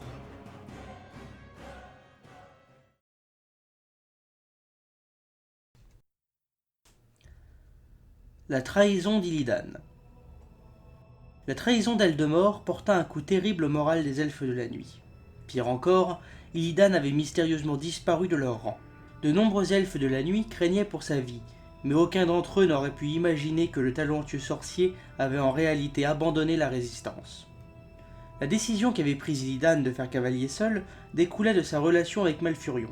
Le sorcier avait toujours vécu dans l'ombre de son frère. Bien qu'il ait également étudié avec Cenarius, il lui manquait la patience nécessaire pour maîtriser le druidisme, et Illidan s'était plutôt tourné vers la magie des arcanes. Durant toute la guerre, il avait été poussé par sa détermination fervente à se hisser au-dessus de son frère et à devenir un héros pour son peuple. Mais, encore et encore, les hauts faits de Malfurion éclipsaient ceux d'Illidan. Ce fut plus que jamais apparent et douloureux quand le sorcier désira gagner le cœur de Tyrande Murmevant. Quand il eut finalement le courage de lui avouer son amour, la prêtresse le rejeta. Illidan prit son refus comme le signe qu'elle avait l'intention de choisir Malfurion pour compagnon. À la suite de cette amère sensation de rejet, des pensées sombres assaillirent Illidan. Sans que le sorcier en soit conscient, Xavius gauchissait subtilement son esprit et attisait les flammes de son désespoir. Le mécontentement grandissant d'Illidan le conduisit finalement à se séparer de la résistance elfique. Il décida de rejoindre la Légion, espérant acquérir un pouvoir qu'aucun elfe de la nuit ne pouvait concevoir. Une fois que ce serait fait, Illidan pensait pouvoir enfin surpasser Malfurion et prouver au monde qu'il était capable de grandes choses. Contre toute attente, Illidan parvint à obtenir une audience auprès de Sargeras lui-même. Son plan, qui était de voler la puissante âme des dragons, intrigua le titan déchu. Sargeras était si content qu'il dota Illidan d'un pouvoir exceptionnel. Il balafra le corps de l'elfe avec des tatouages gangrenés et lui brûla les yeux, allumant dans ses orbites vides un feu surnaturel. Bien qu'atrocement douloureux, ce geste irrémédiable accorda à Illidan la capacité de voir des myriades de formes de magie. Habité par cette nouvelle puissance, il entreprit immédiatement de voler l'âme des dragons. Au cours de cette quête périlleuse, l'elfe de la nuit rétif allait croiser la route d'Eldemort et voir la forme ravagée et tourmentée de l'aspect. Pour assurer la cohésion de son corps brisé, Eldemort en avait été réduit à boulonner des plaques d'adamantium à sa colonne vertébrale. Illidan finit par s'emparer de l'âme des dragons et la livra aux bien-nés qui s'en servirent immédiatement dans la phase suivante de leur plan. Elle allait en effet se révéler indispensable pour créer un gigantesque portail au cœur du puits d'éternité. Un portail à travers lequel Sargeras lui-même pourrait entrer dans le monde d'Azeroth. Illidan prétendrait par la suite que ses actions étaient motivées par une noble cause, qu'il avait rejoint la Légion pour en apprendre plus sur les démons et trouver un moyen de les détruire. Pourtant, sa quête inconsidérée de grandeur allait le hanter comme un spectre, ternissant à jamais sa réputation. La défaite de Xavius.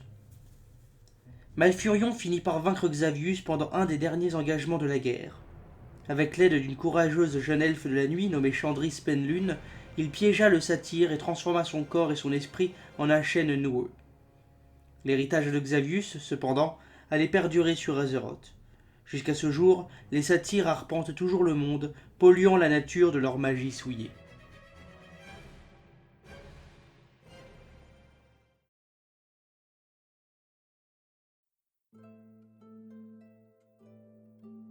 Suramar et les piliers de la création. Tandis que les batailles faisaient rage au centre de Kalimdor, certains serviteurs d'Ashara devenaient de plus en plus inquiets pour leur propre avenir. Cette petite secte de sorciers bien nés agissait comme une extension de la volonté de leur reine. Depuis leur quartier général de Suramar, ils s'engagèrent dans des activités secrètes visant à sécuriser le règne d'Ashara et à renforcer l'Empire. Parmi les nombreux devoirs qui leur incombaient, ces bien-nés excellaient dans la recherche et l'acquisition de reliques au grand pouvoir. La plupart étaient conservés dans le caveau des Antiquités, un vaste entrepôt situé à Suramar. Entre autres grandes découvertes archéologiques faites par les bien-nés, se trouvaient les piliers de la création, qui avaient été perdus pendant des siècles. C'était une extraordinaire collection de reliques dont les anciens gardiens s'étaient servis pour modeler et ordonner Azeroth par le passé.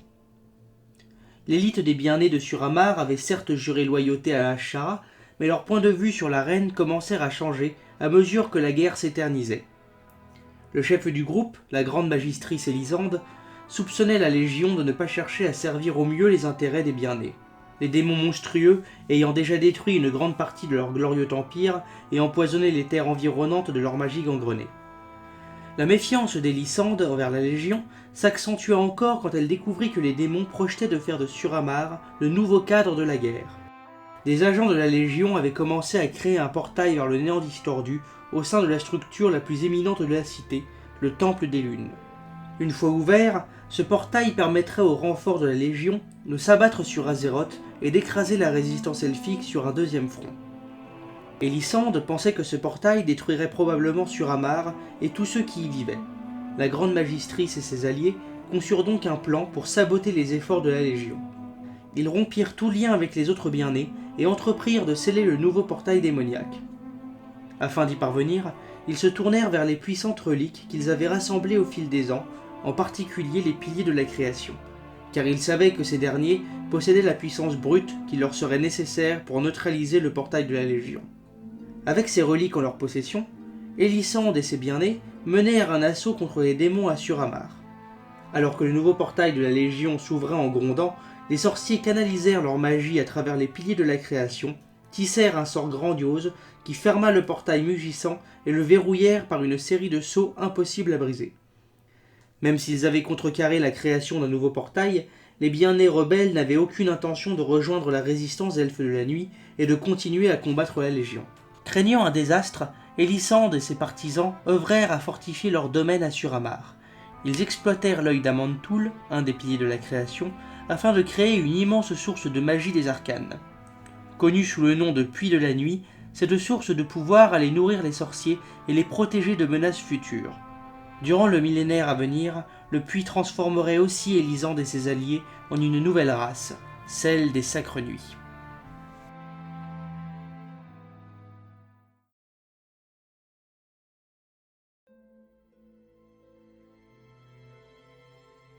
La chute de Zinachari et la fracture du monde. Malgré une série de défaites écrasantes, l'espoir perdurait au sein de la résistance elfique. Un nouveau meneur courageux, Jarod Chantelombre, avait pris les rênes du commandement. Contrairement à ses prédécesseurs, il n'était pas de sang noble. Combattant féroce et brillant stratège, Jarod se démena pour renforcer la résistance. Il débarrassa les elfes de la nuit de leur inhérente xénophobie et invita plusieurs autres races d'Azeroth, telles que les terrestres, les taurennes et les puissants furbolgs, à rejoindre l'armée elfique. La résistance se découvrit également des alliés chez leur ennemi bien-né. Un groupe de sorciers, mené par Dartremar au soleil, avait finalement compris que leur allégeance aux démons n'apportait que ruine à Azeroth. Ces bien-nés abandonnèrent Ashara et engagèrent leur vie aux côtés de la résistance. Même les dieux sauvages émergèrent des forêts à l'incitation de Cenarius, prêts à se battre bec et ongles pour la résistance. Les forêts tremblèrent alors que ces êtres gigantesques descendaient les pentes du mont Ijal. Chacun des dieux sauvages possédait une force et un pouvoir tels que n'en avaient jamais affronté les démons. Certains, comme le loup blanc Goldrin, éclipsaient même les plus grands démons en stature. Une armée d'autres créatures féeriques accompagnait les dieux sauvages, dont les dryades des bois et les chimères aux multiples têtes. Même les insaisissables tréants, de puissants arbres animés détenteurs d'une grande force et d'une grande sagesse, surgirent pour combattre les démons. Sous Chantelombre, l'armée unifiée lança une attaque désespérée contre Zinachari. La résistance prit d'assaut la capitale brisée et affronta les innombrables rangs de la Légion. Le prix à payer fut terrifiant. Des milliers et des milliers de démons tombèrent, mais les défenseurs d'Azeroth connurent un sort semblable. Les guerriers assoiffés de sang de la Légion eurent même raison de plusieurs dieux sauvages. Une par une, ces créatures primordiales succombaient aux lames noires empoisonnées et au pouvoir gangrené des démons. À chaque mort, les forêts au sommet d'Ijal frissonnaient et les vents mugissaient de chagrin. Tandis que la bataille se poursuivait, Malfurion et Tyrande se rendirent sur la rive du Puits d'Éternité avec une petite troupe d'élite. Ils espéraient récupérer l'âme des dragons et empêcher la Légion d'utiliser ses pouvoirs. Malfurion et ses alliés furent bientôt rejoints par Illidan, lequel prétendait que son allégeance précédente avec les bien-nés et la Légion n'était qu'une ruse pour apprendre leurs secrets. Malfurion restait profondément méfiant à l'égard de son frère, mais une menace bien plus grande accapara son attention. Il découvrit que le Puits d'Éternité était devenu un colossal portail, une voie directe pour que Sargeras lui-même pénètre sur Azeroth. Malfurion comprit qu'aucune armée, peu importe sa taille, ne pourrait résister à la terrible puissance de Sargeras. La victoire, comprit-il, ne serait obtenue qu'en détruisant le Puits d'Éternité lui-même. Un tel acte semblait impensable, mais le puits était le cordon ombilical qui reliait la Légion au monde physique. Malfurion savait que détruire cette source de pouvoir impliquerait la fin de la civilisation elfique telle qu'il la connaissait. Pourtant, c'était la seule chance de sauver le monde. Après avoir récupéré l'âme des dragons, Malfurion et ses compagnons infiltrèrent le palais d'Ashara. Ils découvrirent qu'un grand nombre de bien-nés étaient occupés à tisser un sort destiné à renforcer le portail au sein du Puits d'Éternité. Dans une tentative désespérée pour briser l'alignement de leur magie, Malfurion puisa dans les énergies de l'âme des dragons et s'attaqua à ses ennemis. Le grand druide fit apparaître un orage monumental qui dévora les cieux au-dessus du palais brisé. Des vents féroces et des vagues d'éclairs cinglèrent Zinashari, décimant les démons et les bien-nés présents dans la cité. Tout comme Malfurion l'avait espéré, ses efforts pour bouleverser les bien-nés et leur énorme portail furent couronnés de succès. Au moment où Sargeras se préparait à sortir du portail, le sort des bien-nés se disloqua et un vortex instable d'énergie arcanique naquit au cœur du puits d'éternité. Celui-ci se retourna sur lui-même, Sargeras fut arraché au portail et rejeté vers le néant distordu. Des énergies volatiles s'échappèrent du puits tandis qu'il s'effondrait, précipitant également la majeure partie de la Légion dans le néant. Tandis que les hurlements de rage des démons retentissaient en longs échos, d'immenses tremblements de terre commencèrent à briser la croûte d'Azeroth. Malfurion et la résistance elfique avaient gagné, mais ils n'eurent pas le temps de savourer leur victoire. Le monde lui-même se désagrégeait sous leurs pieds. Les elfes de la nuit se démenèrent pour mettre de la distance entre eux et le puits d'éternité. Celui-ci acheva de s'effondrer, déclenchant une explosion cataclysmique qui aveugla les cieux. L'océan rugissant vint combler le vide laissé par l'explosion, dévorant les ruines de Zinashari. Quand les séismes cessèrent enfin, les elfes de la nuit survivants virent que leur monde avait volé en éclats. La destruction du puits d'éternité avait anéanti presque 80% de la masse terrestre de Kalimdor, ne laissant qu'une poignée de continents séparés et de petits archipels. Une tempête d'énergie tumultueuse, le Maelstrom, avait englouti le puits d'éternité lui-même. Le vortex tourbillonnant allait subsister tel un rappel du coup terrible de cette guerre. Pour les elfes de la nuit et pour toutes les autres créatures vivantes d'Azeroth, le monde avait changé à jamais. Le destin d'Ashara et de ses bien-nés. La reine Ashara et nombre de ses bien-nés fidèles survécurent à la fracture, mais ce ne fut pas sans conséquence. En implosant, le puits d'éternité les avait aspirés dans les profondeurs insondables du Maelstrom. Certains furent maudits et irrévocablement dénaturés, devenant une nouvelle race pleine de haine, les Nagas. Parmi ces abominations distordues, une des plus puissantes était l'ancienne dame de compagnie de la reine, Dame Vache. Cachée aux yeux du monde, Ashara et elle bâtiraient discrètement la capitale Naga de Nazjatar dans les abîmes glacés au fond de la mer.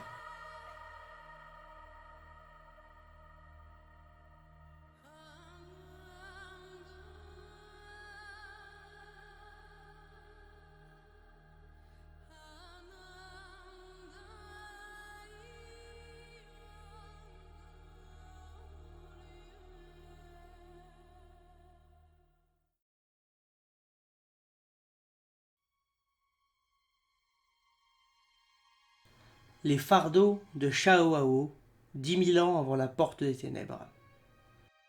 Une région isolée au sud de Kalimdor échappa miraculeusement à la destruction lors de la fracture, Pandaria. Pendant des siècles, une série d'empereurs paisibles avait régné sur cette terre mystérieuse. Avant l'invasion de la Légion Ardente, un nouveau dirigeant pandaren était monté sur le trône, débordant de confiance et d'espoir pour le futur. Il s'appelait Shaohao, et même s'il l'ignorait à l'époque, son règne marquerait le début d'un nouveau chapitre dans l'histoire de Pandaria. Comme le voulait la tradition pour les nouveaux empereurs, Shaohao consulta un mystique oracle Jinyu afin d'avoir un aperçu de ce que le futur lui réservait. La réponse qu'il reçut était terrible. Le Jinyu vit une horrible invasion de démons affamés, des royaumes entiers engloutis dans un feu verdâtre et la terre elle-même hurlant de souffrance et de tourments. Rongé par l'incertitude, Shaohao alla voir le légendaire astre vénérable et son grand ami, le roi singe, afin de trouver le sens de cette terrible vision. Avec leur aide, il évacua les émotions sombres qui troublaient son cœur, doute, désespoir, peur, colère, haine et violence. Ces traits négatifs adoptèrent alors une forme physique et se manifestèrent sous l'apparence de puissantes entités spirituelles, les chats. Shaohao usa de sa sagesse pour combattre un à un ces chats, puis il les enferma dans les entrailles de Pandaria. Il resterait là, à pourrir sous la terre. Pour surveiller ces chats emprisonnés, l'empereur fonda les Pandachans, un ordre d'élite constitué de soldats pandaren extrêmement entraînés. Habité par cette confiance retrouvée et par sa détermination, Shaohao entreprit de protéger Pandaria de la fracture à venir en séparant son pays du reste de Kalimdor. Il mènerait à bien cette grande tâche au cœur de Pandaria, le Val de l'éternel printemps. Dans le Val, Shaohao concentra ses pouvoirs pour détacher son empire de Kalimdor, mais il échoua en dépit de ses efforts. Ses doutes et ses peurs revinrent. Sous Pandaria, les chats emprisonnés s'agitèrent et se nourrirent des incertitudes de l'empereur. Alors que la magie gangrenée de la Légion illuminait les cieux, l'empereur désespéré appela à son aide la très sage astre vénérable Serpent de Jade. Elle apparut parmi les nuées tumultueuses et dit à Shaohao que Pandaria n'était pas seulement son empire. Sur Pandaria, tout était relié, tout Pandaria ne faisait qu'un. Ce fut alors que l'empereur comprit le conseil du Serpent de Jade. Pour sauver son pays, il lui faudrait ne plus faire qu'un avec lui. Il avait rêvé d'une vie longue et prospère, il savait maintenant qu'il allait devoir y renoncer. L'esprit clair et le cœur déterminé à accomplir la tâche qui l'attendait, Shaohao fusionna son esprit avec l'Empire lui-même et le força à se séparer du reste de Kalimdor. L'essence de l'empereur enveloppa Pandaria dans une brume épaisse qui la dissimulerait au monde extérieur et la protégerait de la terrible fracture. Pour les 10 000 ans à venir, Pandaria resterait cachée et s'effacerait dans la légende. Le chat de l'orgueil. Il y avait une émotion négative dont Shaohao ne s'était jamais purgé, l'orgueil. Il rôderait silencieusement en Pandaria durant des millénaires après que l'empereur eut sauvé son peuple et son pays de la fracture.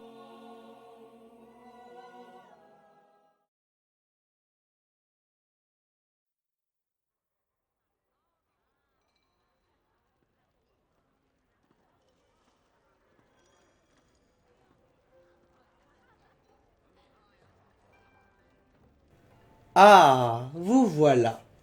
J'espère que cette lecture vous a plu, mais surtout, n'oubliez pas, considérez ces vidéos comme un passeport vers un monde de livres merveilleux et assez imprévisible, un monde imaginaire et onirique.